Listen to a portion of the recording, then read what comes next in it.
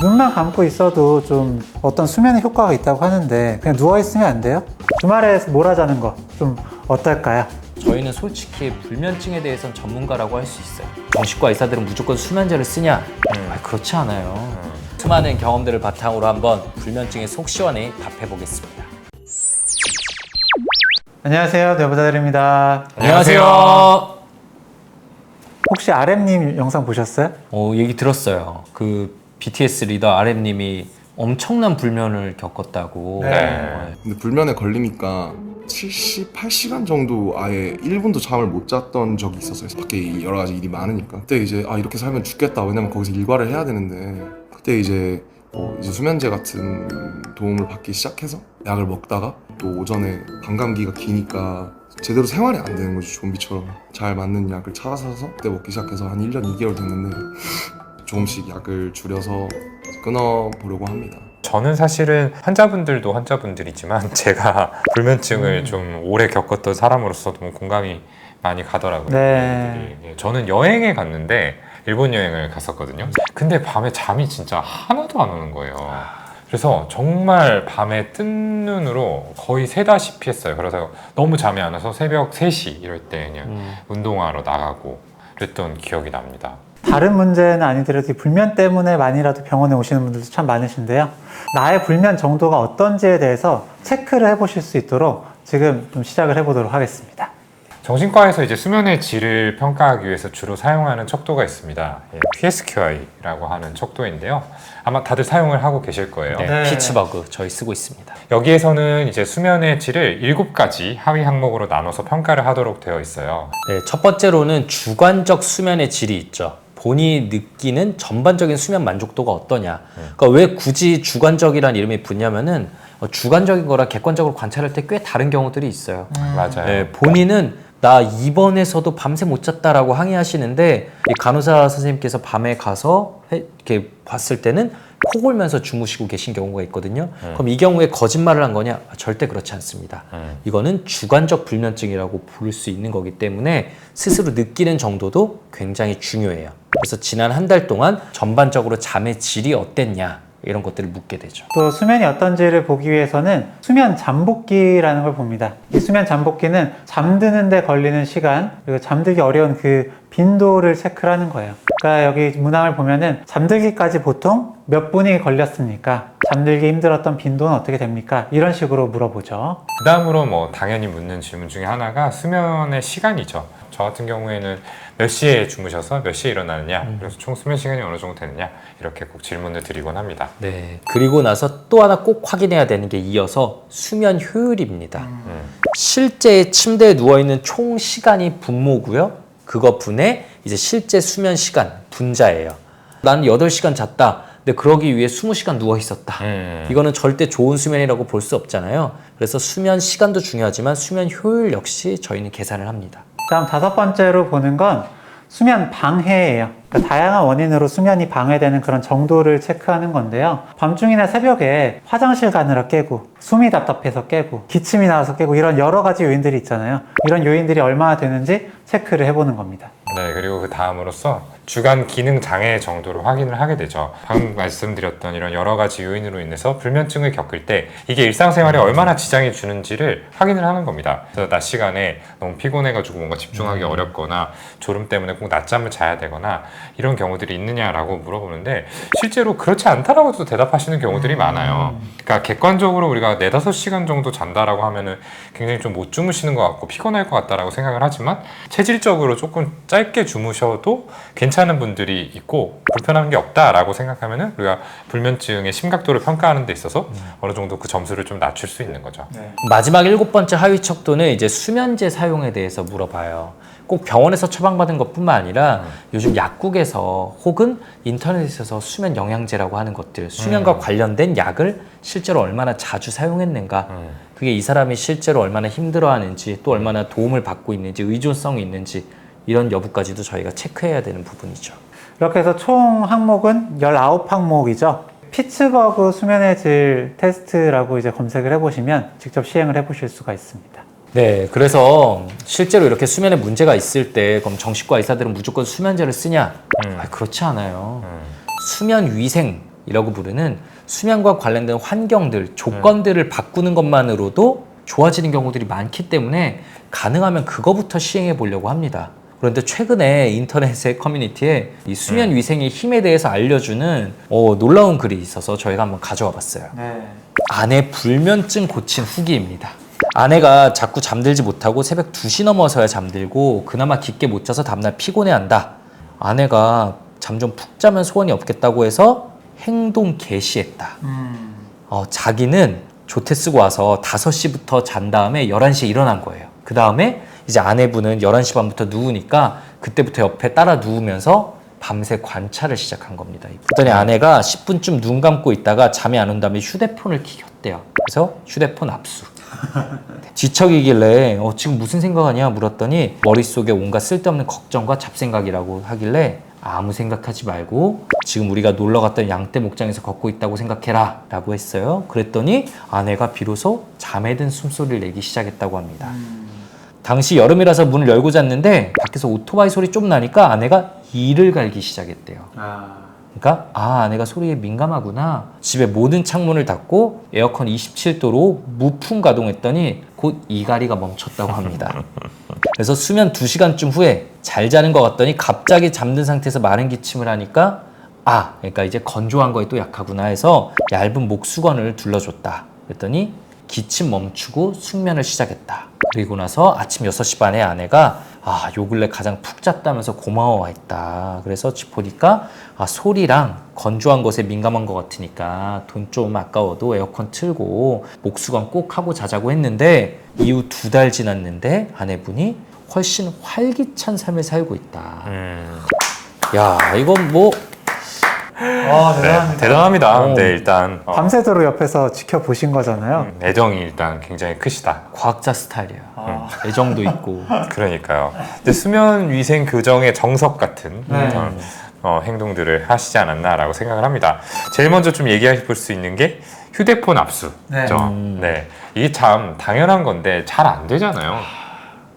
진료실에서 침실에 갖고 가지 말란 얘기 진짜 많이 드립니다.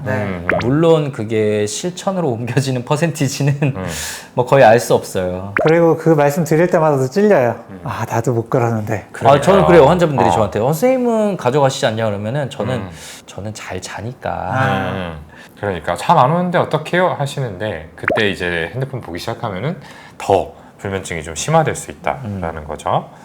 그리고 양떼 목장에서 걷고 있다고 생각해라 라고 했는데 이것도 굉장히 좋은 방법이죠. 맞아요. 그리고 실제로 안정화 기법 중에 이런 편안한 장면을 떠올리도록 하는 게 있잖아요. 네. 우리가 이제 뭐 명상 같은 것들 굉장히 권유 많이 하잖아요. 수면 전에 안정감을 느낄 수 있는 장면을 상상하도록 보통 가이드를 주는데 그 역할을 이제 남편분이 해주신 거죠. 네, 그러니까 남편분이 생각은 원래 없앨 수 없거든요. 다른 생각으로 전환시키는 거를 이분이 되게 잘 가이드하신 게 포인트입니다. 맞아요. 구체적인 장면을 딱 제시해 주신 것도 너무 좋았어요. 그리고 소음, 온도와 습도 이것도 저희가 자주 얘기하는 거죠. 맞아요. 네, 당연히 소음 없는 게 좋고요. 근데 가끔은 화이트 노이즈가 잠드는데 그리고 자는데 더 도움된다 하시는 분들도 있어요. 뭐 그 정도는 가능하다고 생각합니다. 우리가 원래 자연 상태에서 살 때는 아마 그랬을 테니까요. 근데 어쨌든 밖에서 들리는 오토바이 소리 이런 것들은 수면에 방해되기 때문에 가능한 차단하시는 게 좋고요. 그리고 온도와 습도 이거 우리 예전에도 영상 찍은 적이 있죠. 좀 시원한 게 좋습니다. 그래서 자기 전에 뜨거운 물로 샤워하는 게 좋다며 그거는 이제 샤워를 하고 난 다음에 그 다음에 몸이 식으면서 차가워지는 것 때문에 입면이 더 잘 되거든요. 습도도 그때 우리 중요하다고 베개 얘기했었죠. 맞아요. 며칠 전에 비 오기 전날인데 창문을 여니까 시원한 거예요. 그래서 창문 열고 자야지 했는데 습해가지고 못 자겠는 거야. 그래서 결국에 창문 닫고 에어컨 잠깐 켜고 잤습니다. 근데 반대로 또 에어컨을 켜면은 건조해지잖아요, 사실. 왜 이리 인간은 나약한가? 그죠? 근데 그거를 이제 우리가 의문을 갖기보다는 사실을 받아들이고 나한테 최적의 어떤 온도와 습도를 좀 테스트를 해서 찾아야 된다라는 거죠. 그렇죠. 이분 시킨 대로 하세요 이제. 목수건 둘러. 네, 좀 해봐야 되겠습니다. 우리 목수건 하나 다양하게. 사줄까? 내부자들에서 선물 하나 드릴게요. 아, 우리 로고 멤버의 바뀐 걸로. 건강을 네. 위해서. 부탁해요. 저희가 이제 수면 위생이라는 거에 대해서 말씀을 드리고 있는데요. 저희가 진료실에서 참 이 수면 위생과 수면 습관과 관련된 질문들을 정말 많이 듣거든요. 흔하게 듣는 질문에 대해서 저희가 하나씩 답을 해드리도록 하겠습니다. 첫 번째는 잠이 안 오면 차분히 누워 있는 게 좋은지 아니면 자리에서 일어나는 게 좋은지예요. 저는 이제 보통 한 20분 정도를 기준으로 많이 말씀을 드리게 되는 것 같아요. 20분 정도 누워있다가 아무래도 잠이 안 온다 싶을 것 같으면은 일단은 일어나라고 네. 예, 말씀 많이 드리죠. 이 침대라는 공간은 이제 잠을 자는 공간으로 뇌에 각인이 되어 있어야 되는데 그냥 가만히 누워있다 보면은 이 각성 상태하고 이 침대라는 공간이 링크가 되어 버리는 거죠. 조건화가 되면서 오히려 수면에 더 방해가 될 수 있기 때문에 그 정도 시간이 지나면 일단 나와서 가벼운 뭐 책을 읽거나 어두운 조명에 음악을 듣거나 이런 식으로 좀 시간을 보내라라고 말씀을 드립니다. 네, 나가서 핸드폰 하면 안 되고요. 왜냐하면 빛 들어오는 순간 우리 뇌에서 또 멜라토닌 호르몬이 싹 사라지기 때문에 옅은 등, 그러니까 미등 같은 거. 네, 무드등, 미등 이런 네. 거 켜놓고 또 좀 졸리네? 그러면 그때 침대에 와서 다시 수면 도전하고 이게 훨씬 더 낫습니다. 네, 맞습니다. 어떻게 보면 이제 방금 질문이랑 좀 연결되는 질문일 수도 있는데, 아니 근데 눈만 감고 있어도 좀 어떤 수면의 효과가 있다고 하는데 그냥 누워 있으면 안 돼요?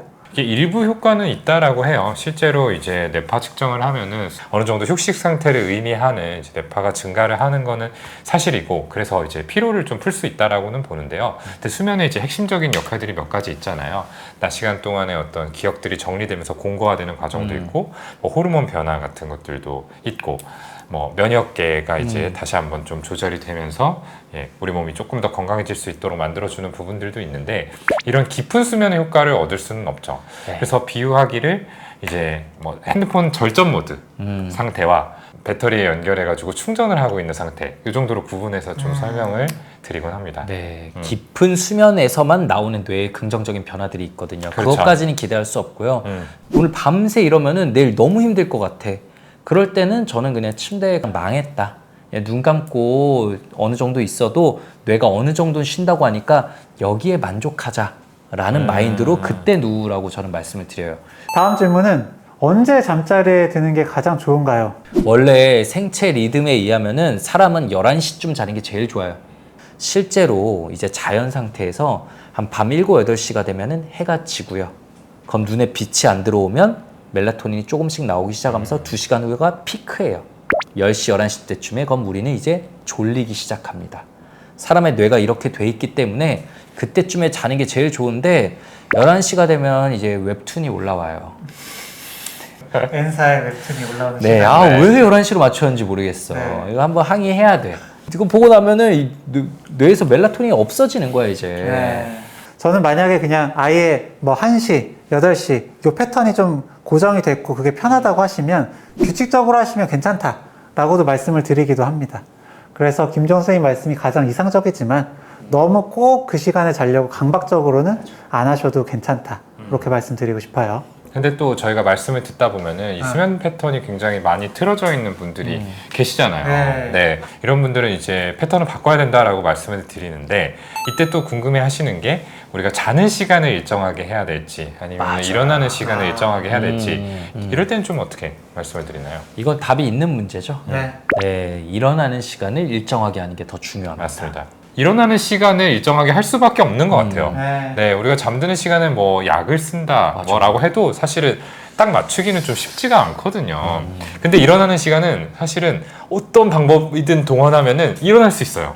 맞아요. 약을 드시는 분들도 말씀 들었을 때 오전 막 11시에 매일 일어나시는 거예요. 그런데 2시에 자고 싶어서 막 약을 그 전에 드시는데 잠이 결국에 그냥 4시에 와요. 그러니까 아침에 일어나는 시간 맞춰서 결국에 잠을 자게 되는 거죠. 그럼 어쨌든 이렇게 패턴 문제도 있고 여러 이제 불면 문제로 인해서 피곤하잖아요. 근데 낮잠 자도 될까요? 낮잠은 자도 되는데 20-30분은 넘지 않도록 많이 말씀을 드립니다. 왜냐하면 많이 자면은 수면 압력이란 게 떨어져요. 우리가 낮에 활동을 하고 피로도가 쌓이면서 수면 압력이란 게 계속 쌓여서 밤에 스무스하게 잠들어야 되는데 낮에 잘 잤다 개운하다 하면은 반대로 밤에 수면 압력이 부족해서 잠들기 힘들 수 있습니다. 같은 관점에서 어느 정도 움직임이나 운동을 권유드리는 것도 이제 이런 원리 때문이죠. 에너지 소모가 있어야지 수면 압력이 유지가 되기 때문에 밤에 또 잠들 수 있는데, 사실은 이제 이 생활의 어떤 패턴들을 분석을 해보다 보면은 지나치게 움직임이 없는 분들도 계세요. 거의 대부분을 그냥 집안에서만 지내시거나 이런 경우에도 문제가 될 수 있기 때문에 내가 가만히 좀 누워있는, 에너지 소모가 너무 적은 타입은 아닌지 이런 것들도 한번 생각해 보시면 좋을 것 같아요. 저는 운동하는데 더 못 자요 얘기하시는 분들 진짜 많습니다. 네. 근데 들어보면은 늦은 시간에 운동하시는 경우들이 되게 많아요. 이게 한번 각성되면 각성된 자율신경계가 다시 안정되는데 사람마다 시간 걸리는 게 좀 달라요. 그래서 늦은 시간에 운동하면 오히려 불면으로 이어지시는 분들도 꽤 있고요. 그 경우는 낮이나 오전에 운동하시는 게 무조건 좋습니다. 주말에 몰아 주무신다는 얘기도 사실 많이 듣잖아요. 네. 주말에 몰아 자는 거 좀 어떨까요? 보충한다라는 측면에서 피로 회복에 도움이 되는데요. 사실은 이제 완전히 메우지는 못하고요. 생체 리듬이 좀 무너져 버리는 문제가 있어요. 이렇게 좀 왕창 자버리게 되면은 아까 우리가 얘기했던 수면 압력 같은 것들이 또 밤에 이렇게 자는 데 있어서 영향을 좀 덜 주게 되고, 그러면 또 그날은 이제 불면을 경험을 하게 되는 거죠. 그래서 그렇게 또 못 주무시다가 또 주말에 이렇게 몰아서 자게 되고 악순환이 좀 반복이 될 수가 있습니다. 네. 그래서 가급적이면 주말에도 생활 사이클을 일정하게 유지하는 게 저는 더 도움이 많이 되는 것 같아요. 너무 왔다 갔다 하는 수면 패턴은 이런 생체 시계를 더 힘들게 만들고요. 그런 게 우울과 불안 증상으로 이어지는 경우가 많으니까요. 가능하면 꼭 규칙적인 수면 지켜주시는 게 좋습니다. 자, 그렇다면 약은 대체 언제 써야 되는지 이런 것들에 대해서 좀 궁금해 하시는 분들이 계실 것 같아요. 일단은 이 부분에 대해서 말씀을 드리려면은 우리가 불면증의 진단 기준에 대해서 잠깐 짚고 넘어갈 필요가 있는데, 일단 기간적으로 어느 정도가 됐을 때 불면증이냐, 예전에는 보통 한 달 정도 불면을 계속 지속적으로 경험을 했을 때 진단을 할 수 있었습니다.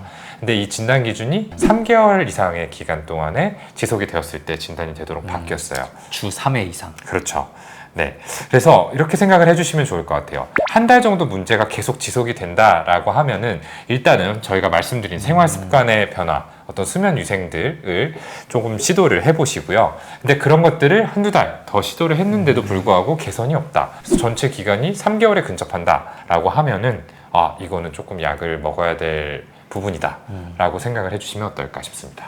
그리고 다른 불안이나 우울 증상이 있을 때도 좀 약을 적극적으로 쓴다 생각을 하시면 좋을 것 같아요.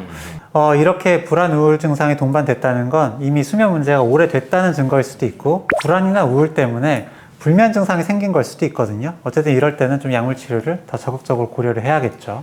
네, 저 같은 경우는 이분이 이제 수면에 대해서 어떤 생각을 가지고 있는지를 물어봐요. 그래서 잘 때마다 되게 스트레스 받고, 아, 오늘 잘 자야 되는데 오늘 또 못 자면 어쩌지? 이러면서 수면 자체를 좀 두려워하게 될 때, 굳이 3개월 진단 기준 다 채우지 않더라도 그분들과 좀 얘기 나누고 필요하면 적극적인 약물 치료하는 편입니다. RM님 사례에서 우리가 볼 수 있듯이 적절하게 약을 쓰면은 빠르게 생활을 다시 원래대로 돌리고 그 다음에 약을 줄여나가는 게 가능하거든요. 맞아요. 이게 되게 핵심적인 부분인 것 같아요. 수면 문제로 오랫동안 고생하신 분들을 보면은 이 수면에 대해서 굉장히 불안을 가지고 계시는 분들 많잖아요. 그 불안 자체가 또 불면증을 계속해서 이어지도록 만들기 때문에 일단 약을 드셔서라도 내가 잠이라는 거를 좀 핸들링할 수 있다라는 경험을 하는 게 중요하다. 그리고 한 가지 더 말씀드리고 싶은 게, 우울증이나 어떤 조울증 같은 사전에 기분 장애를 앓으셨던 경험이 있는 경우에 그런 분들에게서 불면증이 생긴다면은 사실은 이거는 단순한 불면증이 아니라 기분 증상이 재발하는 어떤 사인일 수가 있거든요. 그렇기 때문에 이런 분들은 조금 남들보다 더 수면 문제에 대해서 민감하게 받아들이시고 약물에 복용을 하고 있지 않다면 도움을 받아보셔도 좋을 것 같아요. 오늘은 수면 위생을 잘 관리했던 어떤 사례들, 그리고 수면 위생과 관련된 질문들에 대해서 답도 좀 드려봤습니다. 이런 수면 위생으로 잘 되지 않을 때, 혹은 어떤 증상이 심각할 때 약을 쓸 수도 있다고 말씀을 드렸는데요. 이런 수면 관련된 약에 대해서는 저희가 다음 시간에 한 번 더 자세히 말씀을 드려보도록 하겠습니다.